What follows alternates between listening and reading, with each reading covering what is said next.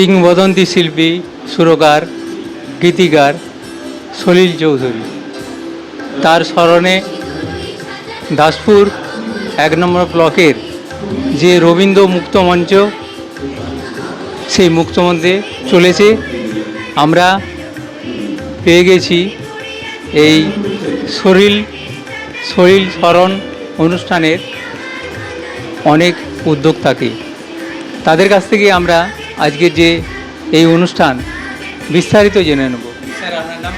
আমার নাম শ্রী সুজিত কুমার মাইতি।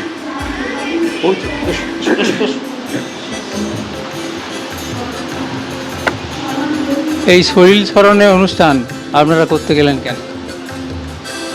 আসলে রবীন্দ্র, নজরুল বা পঞ্চকবি বলতে আমরা যাদেরকে বুঝি, তাদের পরেই কিন্তু সলিল চৌধুরীর কথা ভাবা উচিত। এবং সলিল চৌধুরীর এত গান আমরা নিজেরা পরিবেশন করি বা ছাত্রছাত্রীদেরকে শেখাই, কিন্তু সেটা হয়তো অনেক গান আছে আমরা নিজেরাও জানি না এটা সলিলবাবুর গান বা সলিলবাবুর সুরকার। সেই জন্য পরে ওনার যে জন্ম শতবর্ষ চলছে, আমরা ভাবা উচিত যদি আমরা এটা নিয়ে চর্চা না করি, পরবর্তী প্রজন্মকে আমরা কী দিয়ে যাব, নিজেদের কাছেই নিজেরা আমরা দোষী সাব্যস্ত হয়ে যাব। তাই এই উদ্যোগ। এবং ওনার শুধু তো এক গাত্রা ভাষায় গান করেন না, বহু ভাষা ওনার গান আছে। সেগুলো নিয়ে মানে কলকাতা কেন, বোম্বের যে শিল্পজগৎ তারাও ওনাকে রীতিমতো শ্রদ্ধার চোখে দেখেন। যাই হোক, তার গানকে চর্চা করে আমরা পরবর্তী প্রজন্মের কাছে ওনার কিছু সৃজনশীলতা, ওনার কিছু কীর্তি, ওনার যে স্তম্ভ, যেটার একটা উনি যিনি একজন ঘরানা, সেটাকে তুলে ধরার জন্যই এই উদ্যোগ আমার। আপনার নাম? আমার নাম শ্রী সুজিত কুমার মাইতি, গৌরাবাড়ি।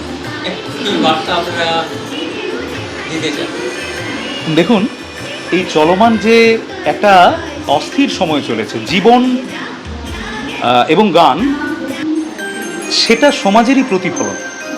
দেখুন, এই সময়ে দাঁড়িয়ে যেখানে একটা আমি কদিন আগে সোশ্যাল মিডিয়ায় লিখেছি একটা বিশেষ ভোজপুরি গানের কথা, তো রাত্রি 9টা থেকে শুরু করে রাত্রি 10টা থেকে শুরু করে যে সমস্ত অনুষ্ঠান পাড়ায় পাড়ায় হচ্ছে, আমাদের পরবর্তী প্রজন্মরা ভাবছে ওটাই গান বাজনা। মান্না দে কে, শ্যামল মিত্র কে, সন্ধ্যা মুখোপাধ্যায় কে, এমনকি লতা মঙ্গেশকর, আশা ভোসলেও কে, এনারা কি গায়ক গায়িকা নাকি অন্য কোনো কাজ করতেন? হ্যাঁ, কিশোর কুমারটা তবু চেনে কেন বলুন তো? ওই যে কণ্ঠী, কিশোর কণ্ঠী আমাদের ভারতবর্ষে সবচেয়ে বেশি, সেই জন্য চেনে কিশোর কুমার। এবার এদের গান যারা তৈরি করে দিয়েছে, সেই মানুষগুলো চিরকালই কিন্তু প্রচারের তুলনামূলক আড়ালে। আরডি বর্মন, সলিল চৌধুরী, কিন্তু এই আমাদের পরবর্তী প্রজন্মের কাছে এই বীজ বপন করবে কে বা কারা?